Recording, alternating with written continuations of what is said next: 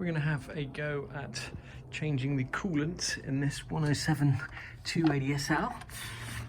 And if you're lucky, when you inspect the car, the hoses etc. will all be fine and in good condition, which they are on this car, all except that one at the bottom, which has got not just a broken hose clip, but is also misshapen and attached to quite a rusty pipe there. So we're actually going to have a go at taking out these metal radiator coolant pipes here and just having a look at them to make sure they're not corroded underneath the rubber, and then just painting them up and replacing the coolant in this SL. If you're less lucky, probably more likely, if your car's not had any attention, your car's more likely to look like this, with quite rusty pipes. You can see nearly all the hose clips on this car are quite rusty. This car's spent quite a long time, much of its life outside.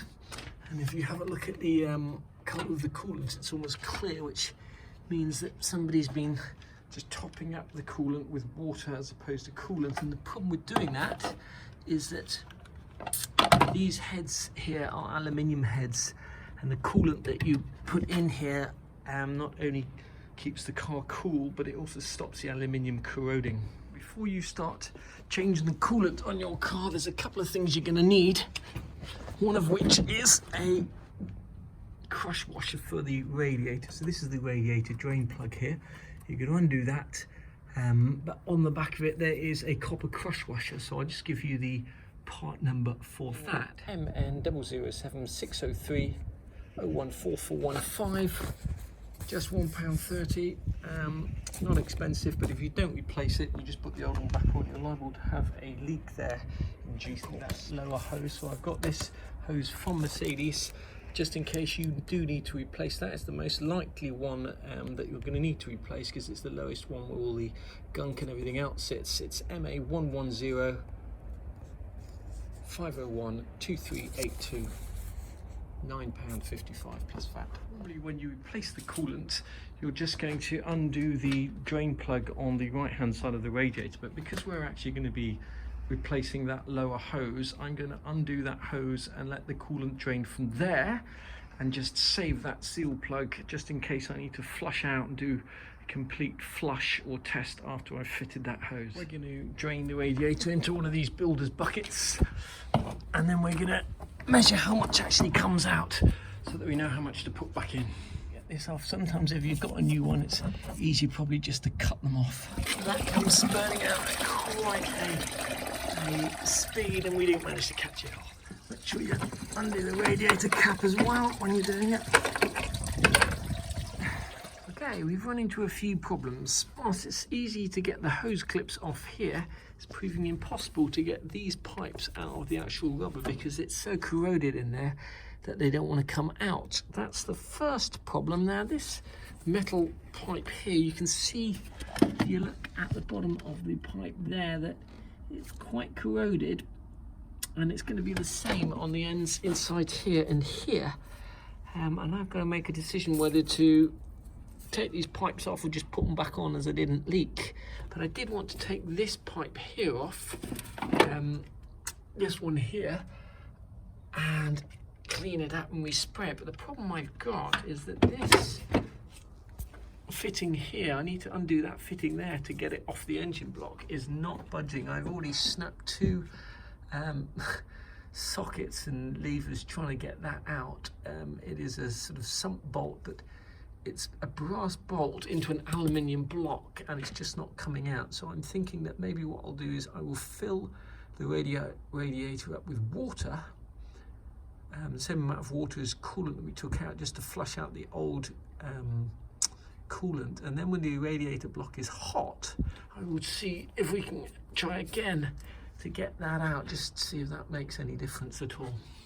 So and then we took out 4 plus 2, 6, about 7.5 litres. I've just filled it up with 1.5 of these, which is about 7.5 litres just of water to start off with. And what we're going to do next is run the engine to temperature, just check for leaks, flush out all the old coolant, drain all that water out, fill it with proper coolant. We've filled the car up with about 8.5 litres of water.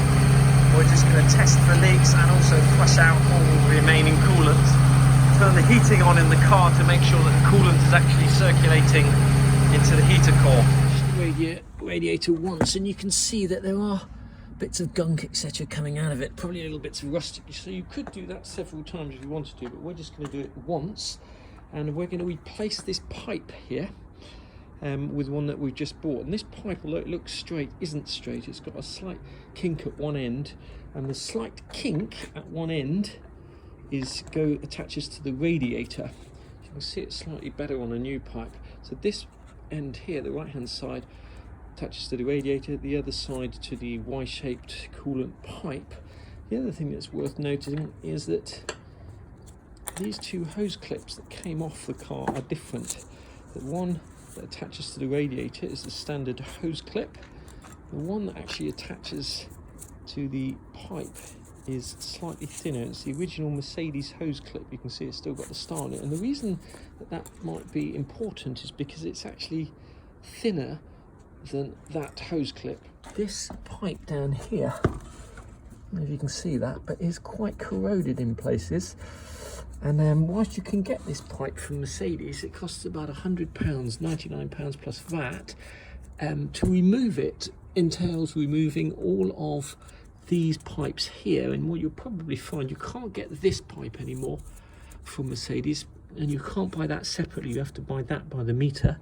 These other bits you can get, but it just entails getting this metal pipe out of there if you wanted to replace it, and by doing that, probably the only way you're going to get those off is to cut them off, so you'd have to end up replacing these pipes as well, which I'm not going to do just at this stage unless I need to. So I'm just going to fill the car up with coolant now, and then put that new pipe on and test for leak. The new pipe on, or even if you're replacing the old pipe, make sure you mark the top of the pipe where the kink is, so you know which way around to put the pipe, because it's not symmetrical.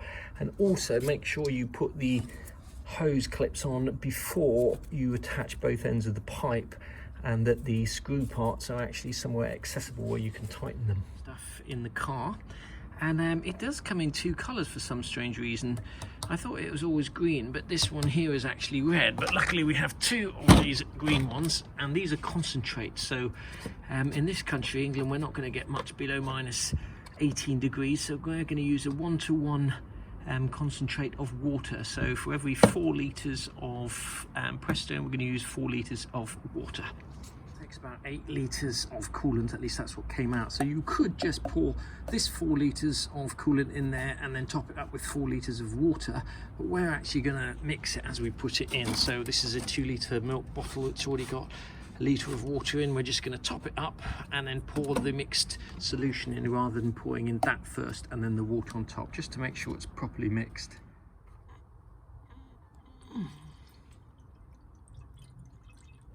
Really use a funnel to do this, but I don't happen to have a funnel to hand, so I'm just going to do it by hand. The advantage of using either a 1 litre or 2 litre milk bottle is it makes it an awful lot easier to pour. So we're going to probably do that 4 times and get 8 litres in there.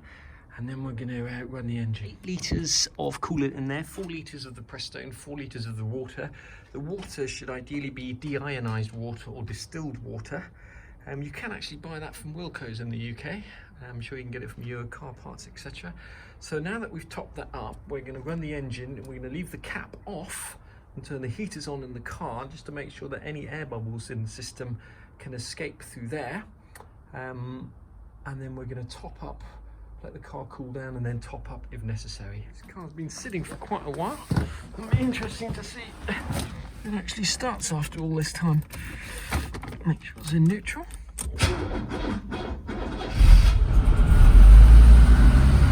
Perfect.